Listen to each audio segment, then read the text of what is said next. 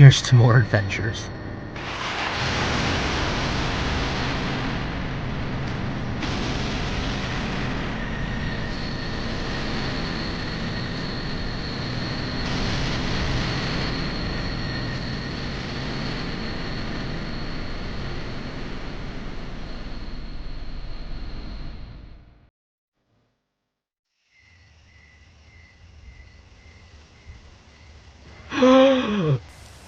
I'm still me? Oh, sweet Luna, I'm still me! Wait, you're still here? How are you still here? What? Can someone in the name of Luna tell me what is going on here? What? Seriously, is that all you're gonna say? How is this possible? Well, how am I supposed to know? I mean, this is ancient magic. Yeah, but I have an understanding in ancient magic. This, however, this is beyond me. We're gonna need some help.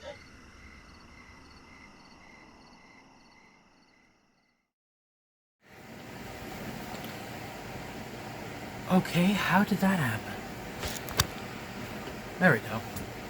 Hey, I'm still out of frame. There we go. Okay, what is under my... Okay. Okay, seriously? There! Okay. Hello everyone, it's me, Rainbow Whooves here. Today I'm going to be reviewing My Little Pony Generation 2.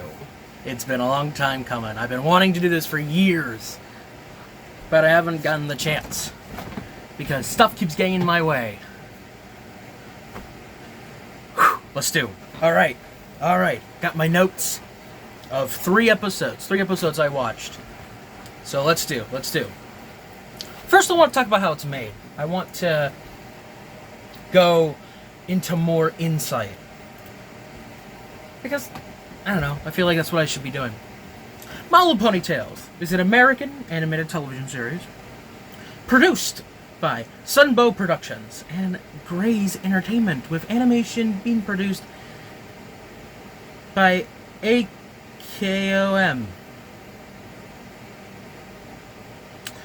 Of course, it's based on My Little Pony toys, and Hasbro weekly aired for 26 episodes. That's okay. The series followed 7 young female ponies who lived in Ponyland, a society of anthropomorphic ponies. Anthropomorphic. That's fair. There are... The main characters are Starlight, Sweetheart, Melody, Bright Eyes, Patch, Clover, and Bonbon. Starlight, we all know Starlight. Her name would be adapted in G4. Melody... No one knows Melody. Bonbon, we clearly know Bonbon. Yeah, you guys probably wouldn't like Bonbon in this. Yeah. Starlight was voiced by Willow Johnson. Sweetheart was voiced by Maggie Blue O'Hara. Melody was voiced by Kelly Sheridan.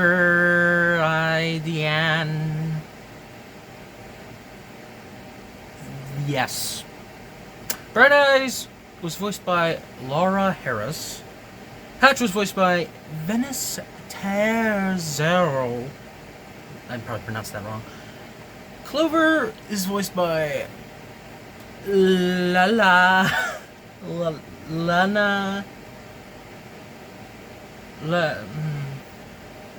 Bonbon was voiced by Char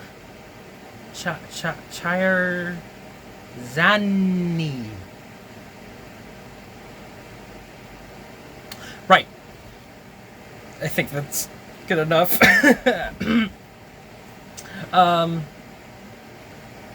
Yikes. Alright. So, yeah. Let's just move on. So, let's start off with the first episode that I watched, Birds of a Feather. First off, intro is really good. I have to say. intro, pretty good. I don't know how do I say it's bad? Do I really want? How do I say it's bad? How can I say it's bad? I mean, it was scored perfectly or beautifully. I don't know. It was just the score was all right. The music was really good. I like music. I can't help that. In the episode, they search for a rare bird. Yeah, they search for a rare bird. They're having this like meeting, and I think it was Bright Eyes. I forget who actually wanted to find it, but they wanted to look for the rare bird. They go into the old woods, which feels very reminiscent to G4, or I guess a forward reminiscence. I don't know what I'm saying. Blah. Right, Avery. Ugh. Okay, so they go into the really old woods. The old woods, which feels like something from G4, if I'm being honest.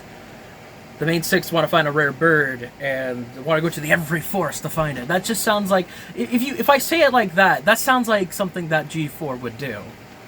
If G5 did it, somehow this would involve Opaline and Misty trying to find this rare bird themselves. Misty would fumble and fall into a bush. Everyone would laugh. Oh no, wait, they wouldn't.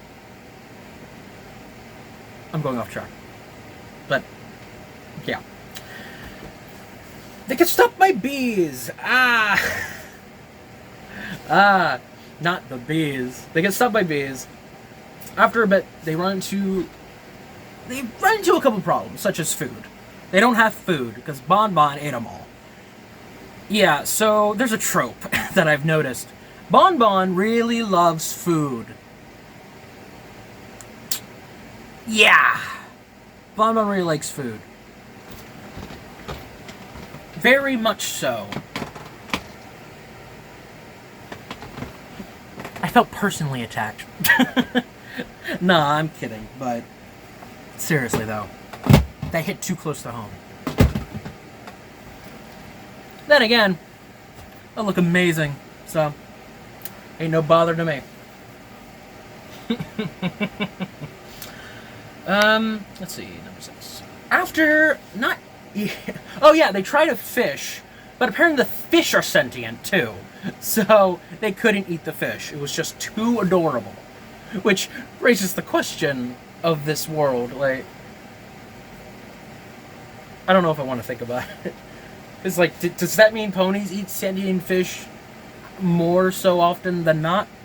It just raises too much questions. Too many. Yeah. And then they find the rare bird. After all that, they find it, which, very good. And then they do something clever. Because Bon Bon has this diary, and she's been writing it down the entire time, complaining. Oh yeah, she's been complaining as well. I mean, would you? I probably would, if I was stuck in the woods. She uses her diary to find the way home. Because she wrote down every detail of what they were doing. It's one way to do it. They make it home, and they win Pony of the Month. So, I mean, what were you expecting? An explosion? Maybe in G5. No. G5 better. Does it even better? Doesn't even. This joke. I'm sorry. Let's move it on. Send in the clown! Clover's sister comes to Ponyland. This is the next episode. And this is the one I was a little more... I had a lot of notes for this one. Clover's sister comes to Ponyland, and a song plays. Yeah, okay, so a song played in the other one, but I wanted to talk about it here. The songs in this generation, other than the opening, they aren't as good. No, that's not to say not all of the songs are good. Or, let me phrase that. They're not all bad. This is just another one of those stinkers. forgot what it was even called. But we learn over time that Clover is jealous of her sister, who is the star of the Nutcracker. So yeah, the Nutcracker exists in this universe, in this G2 world, because I guess this was a time of My Little Pony where human elements just existed just for the sake of it. I mean, they go to school in this one. Ponies going to school, going to school. That's ridiculous, right? Anyway, so yeah, it feels a little rushed. Because by the time we get to Clover being the understudy for the clown, I forgot what he actually is called in the Nutcracker, it feels like we've already gone through half the episode. It feels a little rushed. And that's what I felt the last few times. A lot of these episodes, you feel it's getting rushed, like, because this was made for kids. This was made for the kids that are just like, or aren't paying attention. They're looking at things, they're touching things, they're like, ooh, this thing was... Where'd that come from? Anyway. I don't know. Maybe I don't know what I'm saying. Maybe I don't know what I'm saying. But it did feel rushed. If you want to tell me otherwise, they're on Dailymotion, all the episodes. Okay. So, after the most ridiculous set of events, because just as it's always that cliche where it's like, you're the understudy, let's hope nothing bad happens to the main dude. Just wouldn't you know it, the pony gets his foot stepped on somehow, even though in the last episode I literally just, even though in the other episode when someone gets there, like, falls, they don't get injured, but apparently you put your foot on someone else's really hard and somehow they have a boo-boo. Okay. This is G2, ladies and gentlemen. This is the in-between. This is the in-between of G1 and G3. G1, a little more serious. G3, what the hell? G2 is, huh. It's just, huh. It's not bad. But I'm getting ahead of myself. Clover becomes the clown after the other pony gets injured. And Clover, when she has dinner with her folks, she has a major breakdown. It feels very slightly real, where it feels, because over the entire time, the entire episode, she has felt very stressed, very, even the song, she feels like she can't compare to her sister, because her sister is like super famous apparently. So it feels all the more, and the pressure is on essentially now, because she became a thing, a clown, She became a clown, which must be humiliating. Well, it's not even a clown. I keep saying clown. I mean, it is a clown, but they call it something else, but you call your episode Send in the Clown. Like, come on. Alright. But yeah, my point is, it's a very real way to react. But it is a little rushed. But, I don't know. I feel like it was a little more warranted. Or I feel like it paid off better since it was throughout the episode. And then she fakes anesthesia. She fakes pretending not to know people. It's a little... Honestly, I was kind of questioning it, because it seemed like she really didn't know what she was doing, but I don't know. It felt... I don't know. I think she was. I mean, it seemed like she did. And then immediately we find out she did. So, there you go. Those were my thoughts going through. And then the show begins. Actually, before I talk about that, there's a really good line that her sister says, like, you never know if you're really good at this, or you never know your true potential until you do it, or something like that. It's probably not what she said. It's been a couple of days, I will be frank. It has been a couple of days since I've seen it. But it was a really good message to the kids, where if you have an opportunity to do something worthwhile, then take it. It doesn't matter how big or small. If you have an opportunity, take the opportunity.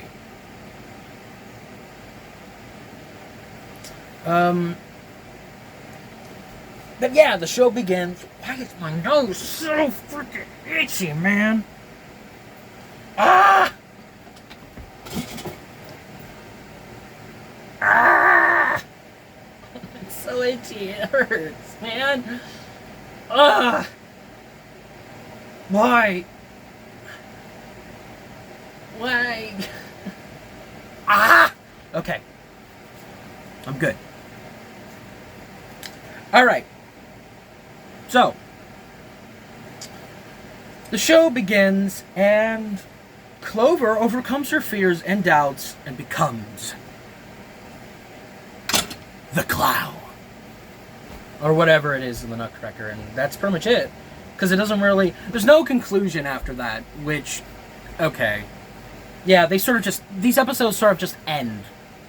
I mean, there's a little bit of wrap-up, but that's pretty much it. Next episode, An Apple for Starlight. The episode starts in school, which is the main hub, I guess, of this show. I don't know. This is it's funny how school is starting is in the lyrics, and yet I watched one episode out of all these 3 episodes of them actually being in school. Go figure. It starts at school, where the teacher suddenly doesn't feel too good. She doesn't snap away or anything. She just really doesn't feel so good all of a sudden. Honestly, I think she was lying and she just wanted a day off. But that's just me. And she just abruptly makes Starlight the teacher. Now, given her G4 record, that's not a good idea. But this is a G2 thing, so it was different. It was very... Yeah, so... But the teacher was clever. She did a voice recording to keep everybody in line, which I thought it was a nice idea. You guys don't know what a voice recording is. They literally... G2, you can tell what era this G2 was made from, because they used these. Yeah! I got 2 of these. Man, you kids probably don't even know what this even is. You pop a cassette in this, you press, and you get something. Man. This has been your Education Day year. Alright. Anyway. So, yeah. And then another song plays. It's not good. It's not good at all. Starlight, basically, okay, and Starlight has this epiphany. She wants to do everything that the teacher wants her to do. But then she has this... She goes in the mirror. She goes in the bathroom. She looks in the mirror. And then she convinces herself to not be like her, not be like the teacher, but do it like Starlight.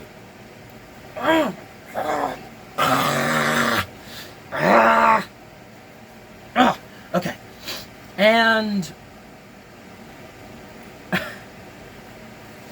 Starlight takes every pony out on a field trip, designed to teach her way. But Patch and company go to a cave that's off limits, because of course they do, because this is the second generation where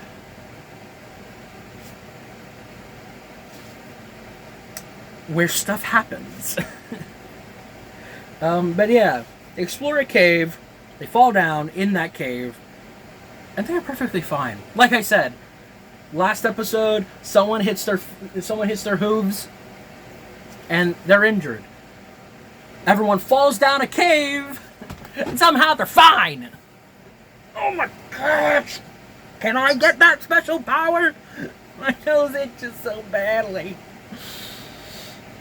Alright. Okay.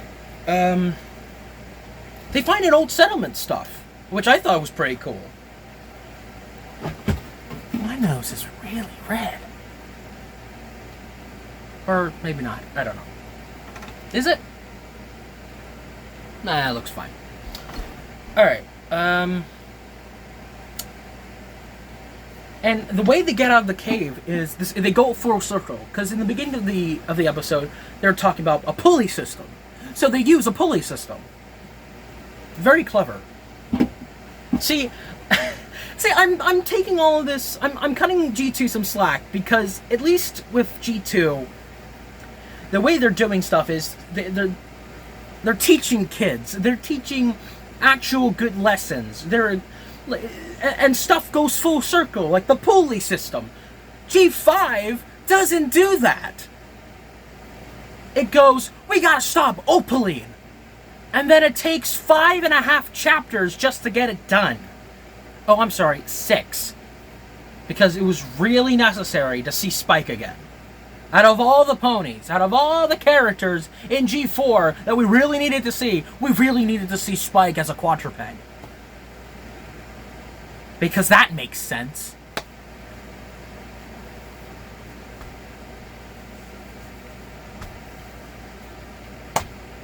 Honestly, G5 feels like, every time I see it, I feel like they do a good thing and then they do a bad thing. It's like, good thing, world building. Bad thing, explaining the world building. They are not good at explaining themselves. And when they do, it's horrible. And now we have these crystal corns or whatever. It's like the crystal ponies all over again. It's except I feel like the crystal ponies were a little more valued. We're never gonna see those crystal corns again, or whatever the hell they're called. Aurora corns. Whatever. Back to action. Let's back to this. Okay. They use the pulley system to get out of the cave, and the teacher comes back. I guess she wasn't sick after all, like I said. And she gives Starlight an apple. Oh my gosh, it's really getting red now.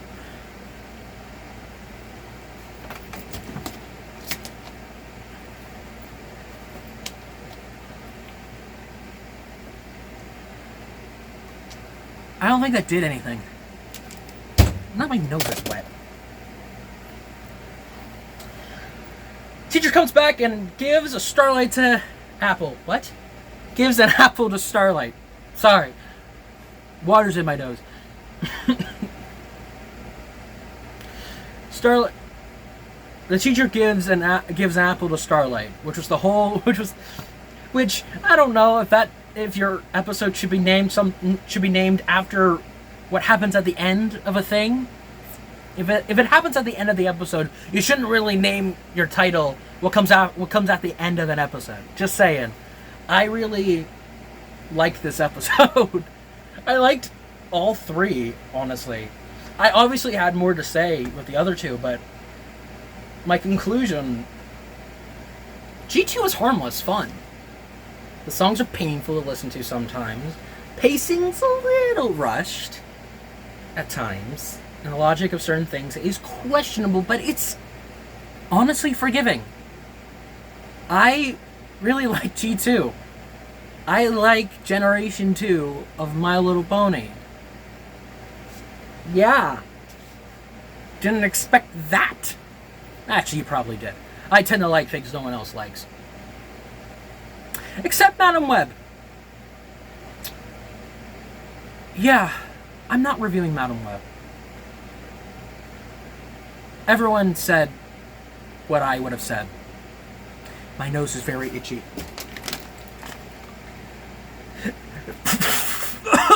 Too much water. Too much water. Too much water. Too much water. That's too much water.